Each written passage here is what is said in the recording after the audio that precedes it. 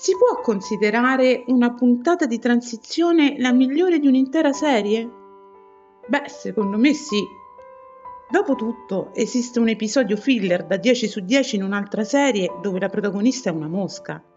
E chi ha visto Breaking Bad sa perfettamente di cosa sto parlando.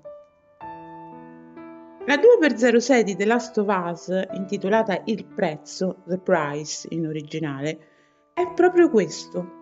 Una puntata di passaggio, certo, ma che va oltre.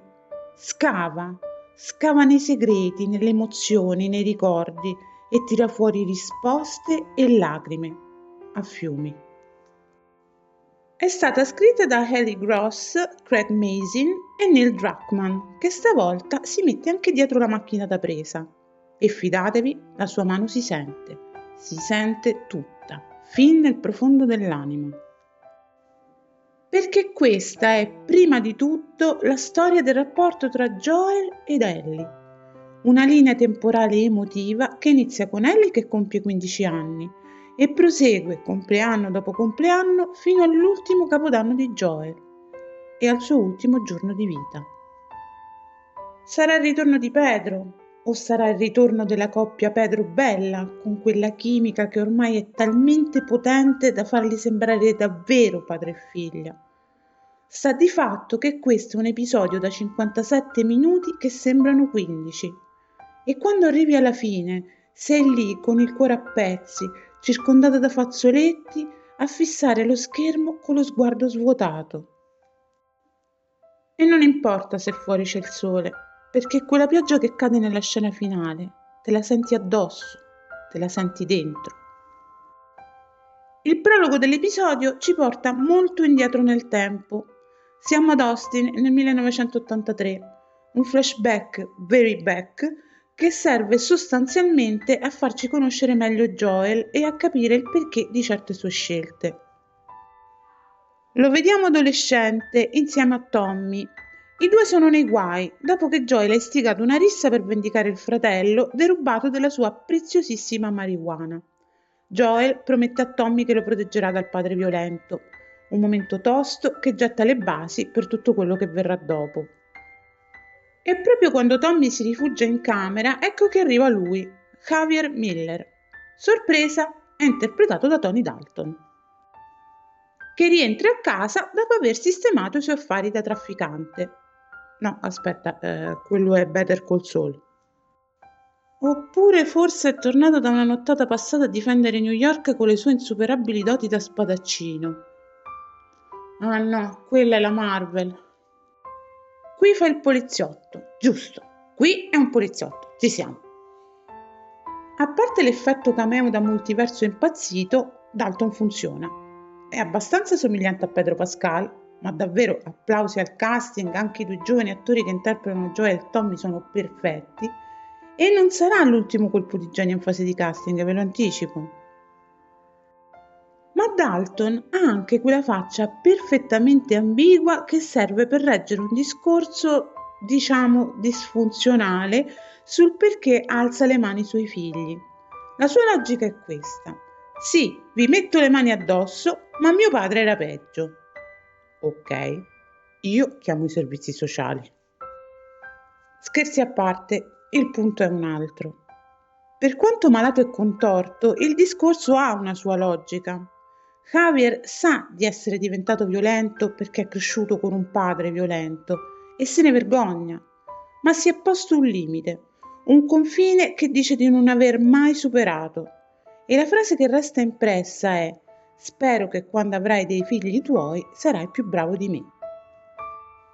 Una eredità tossica, ma anche un tentativo di spezzare la catena.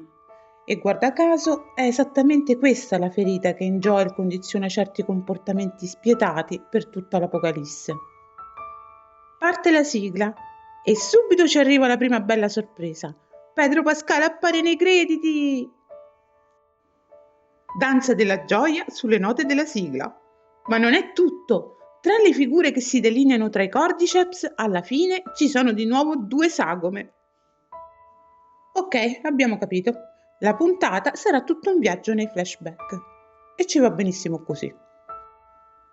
Si comincia con Joel che restaura una chitarra e qui la regia si prende il suo tempo, con delle inquadrature strette e piene di cura sui dettagli. Le corde, il legno, le mani, bellissimo. Nel frattempo Tommy riporta a casa Ellie. Lei si è ustionata intenzionalmente il braccio per coprire il morso e potersi rimettere le maniche corte. Un gesto piccolo ma carico di senso.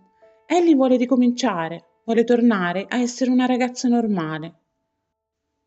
Poi rieccolo, Seth. Ve lo ricordate? Il repubblicano medio di Jackson versione Far West?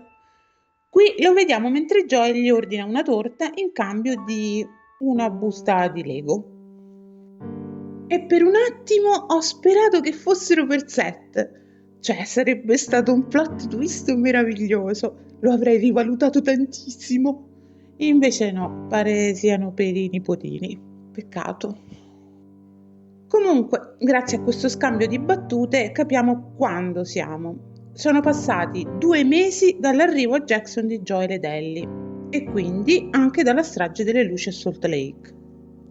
E poi arriva quel momento, il 15° compleanno di Ellie, una scena tenerissima. Joel le regala la chitarra che stava restaurando all'inizio, le promette di insegnarle a suonare e, su richiesta di Ellie, le canta Future Days dei Pearl Jam. Sì, quella Future Days, il brano che era già stato il titolo e la colonna sonora emotiva del primo episodio. Un vero leitmotiv che torna come una carezza o come un pugno nello stomaco, a seconda di quanto vi sentite forti emotivamente in quel momento. Salto temporale di un anno. Ellie compie 16 anni e Joel le regala un'esperienza che i fan del videogioco hanno riconosciuto subito con un colpo al cuore: il Museo di Scienze. Sì, quel museo. Sì, quella scena, con tanto di cassetta con il decollo dell'Apollo 11 e tutto il carico di emozione che si porta dietro. Quando il fanservice è fatto bene, non è fanservice, è poesia. E chi ha giocato The Last of Us Part 2 non può non essersi commosso. In mezzo al pathos c'è anche spazio per una battuta riuscitissima. Joel insinua che Ellie abbia una cotta per Jessie e lei gli ride in faccia, letteralmente. E lì capiamo tutti, tranne lui, che l'intuito romantico di Joel è quello di un frigorifero spento. Non c'è un vero e proprio coming out, ma la scena è spassosa per noi che sappiamo e che vediamo quanto lui non abbia ancora capito, ma ci sta.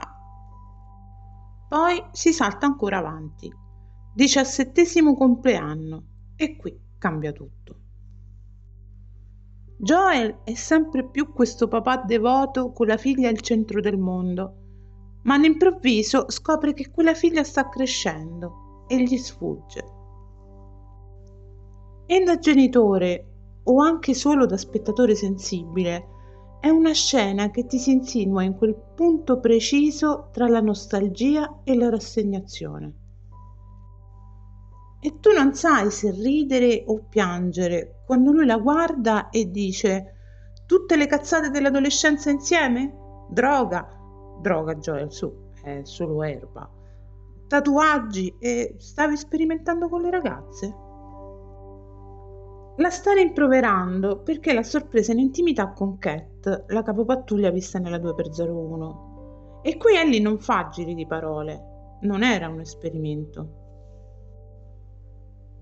E Joel sbotta, troppo in fretta, ma è umano e come spesso accade coi genitori, dopo aver sbollito capisce di aver sbagliato e fa quello che un padre deve fare, cerca di rimediare, accetta che Ellie si trasferisca nel garage, le lascia spazio, le lascia essere se stessa. Passa un altro anno, Ellie compie 19 anni. E qualcosa in lei si è incrinato. La domanda su cosa sia successo davvero a Salt Lake City la rosicchia da dentro. E qui ho sentito un brivido di empatia malinconica. perché tutti prima o poi ci arriviamo. Quel momento in cui cominciamo a dubitare delle storie che ci hanno raccontato i nostri genitori. Perché qualcosa non torna, ma sono i tuoi genitori, i tuoi eroi, i tuoi fari nella nebbia, e una parte di te vuole ancora credergli, perché l'alternativa fa troppo male. Ellie ha preparato delle domande, ha bisogno di sapere, ma ha anche paura. E così, quando Joel arriva per portarla a fare la sua prima vera pattuglia come regalo di compleanno, lei non dice niente. Sorride, sale a cavallo e parte con lui, come una figlia che vuole ancora credere nel padre. Ed è in questa pattuglia che iniziamo a scoprire delle verità.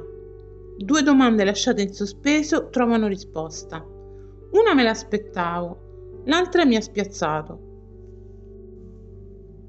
Scopriamo che Eugene, sì, proprio lui, l'ex Luci che coltivava erba nel 7-Eleven visto nella 2x02, è stato morso durante una ronda e ha solo una richiesta: vedere un'ultima volta sua moglie Gail. Ellie, ricordandosi degli esami che Marlene le faceva per testare la sua immunità, se non vi ricordate, ricordate la 1x01, gente, prova a convincere Joel che c'è ancora tempo, gli chiede di esaudire l'ultimo desiderio dell'uomo. Ma Joel è ancora Joel e commette di nuovo lo stesso errore. Non perché sia cattivo, ma perché è un padre ed è umano. E gli esseri umani sbagliano. Così le dice di andare a prendere i cavalli che si incontreranno sul sentiero e giura che non ucciderà Eugene. Bugia. Lo porta invece sulle rive di un lago davanti a un panorama mozzafiato e quando Eugene lo implora di poter morire guardando il volto della donna che ama, Joel risponde che se l'ama davvero può vederla anche chiudendo gli occhi. Eugene si rassegna, chiude gli occhi, dice che la vede, stacco. Nessuno sparo, solo un battito d'ali, uno stormo di uccelli spaventati che si alza in volo. Una scena di una delicatezza straziante. Applausi a Neil Druckmann. E applausi anche a Joe Pantoliano, che Eugene lo è diventato. Fragile, spaventato, disperato e alla fine rassegnato.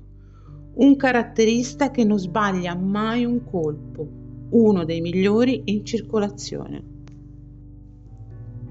Ma poi arriva la stilettata. Pensateci.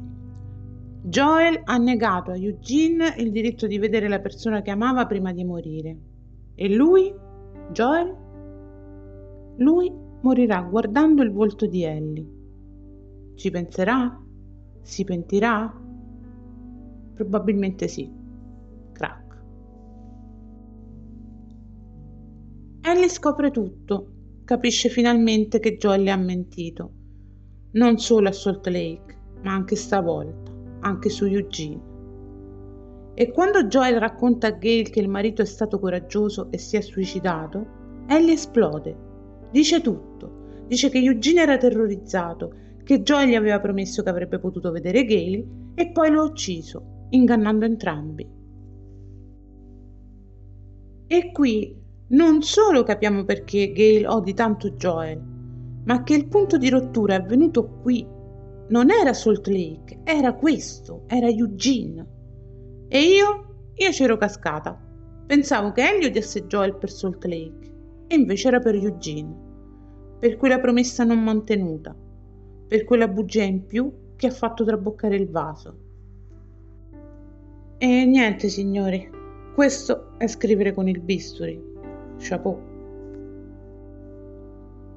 Arriviamo all'ultimo giorno di vita di Joel, alla notte di Capodanno che avevamo visto nella 2x01, ma stavolta la osserviamo dal punto di vista di Joel.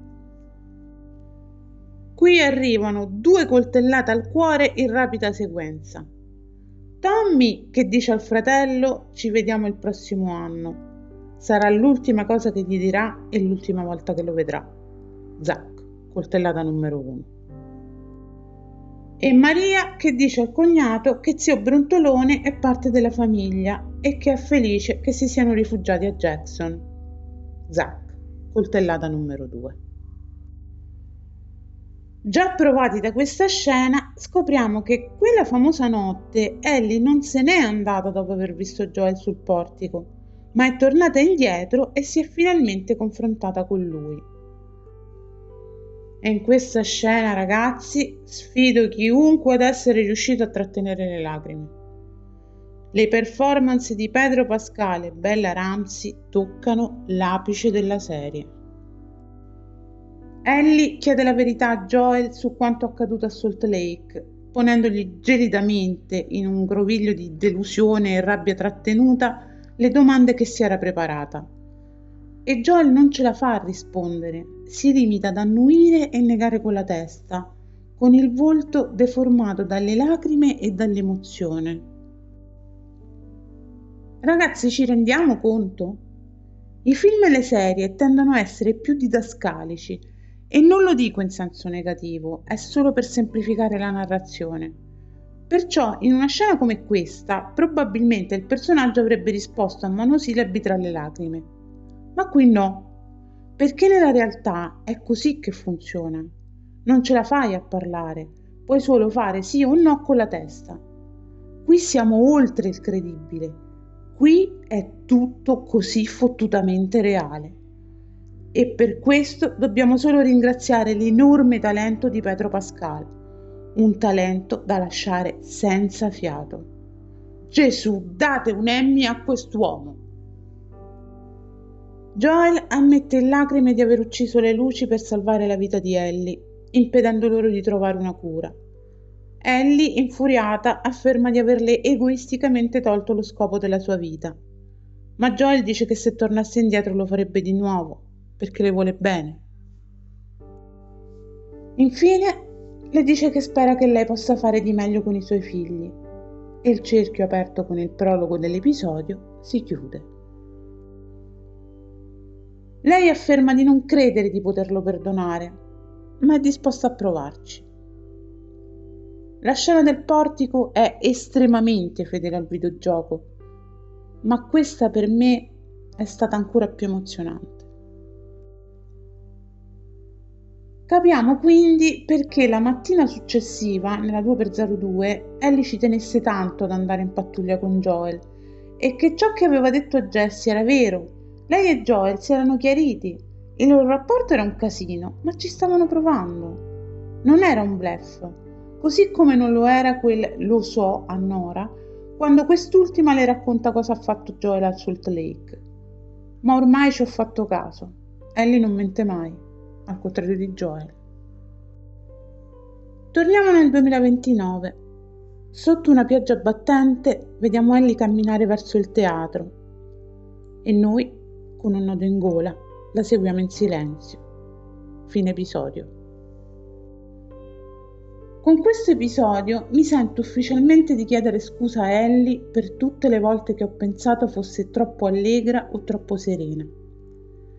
È più che mai chiaro che recita una parte, che indossa una maschera di ghiaccio per sopravvivere, ma dentro è a pezzi. È dolore puro che ribolle sotto pelle e questa puntata ce lo grida in faccia senza mezzi termini. Eccezionale la scrittura, eccezionale la regia ed eccezionali, come sempre, le performance di Pedro Pascal e Bella Ramsey. Ma applausi a scena aperta anche per Tony Dalton, Catherine O'Hara e Joe Pantoliano. In pochissimi minuti hanno scolpito personaggi veri, credibili, intensi. Hanno lasciato il segno. È roba da Emmy anche questa. Non so più cosa aspettarmi dal prossimo episodio. Ho l'abitudine di non guardare i promo e i miei calcoli su dove sarebbe finita questa seconda stagione sono saltati. Mi hanno spiazzato più volte, ma qui hanno proprio ribaltato il tavolo. Quindi sospendo ogni teoria, ogni previsione e mi lascio trasportare. Aspetterò lunedì prossimo, con un cuscino da abbracciare e il cuore ancora svuotato da questa bomba emotiva.